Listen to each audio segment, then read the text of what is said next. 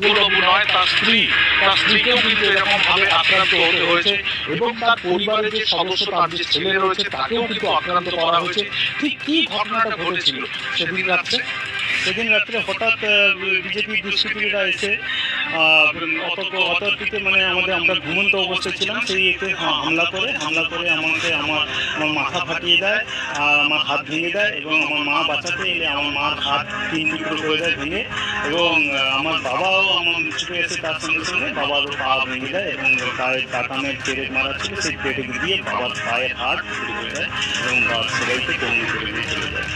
আপনাদের উপর কেন এই হামলাটা? আমরা তৃণমূল কংগ্রেস করি, বরাবরের জন্য তৃণমূল কংগ্রেস করি, আর সেই জন্য ওদের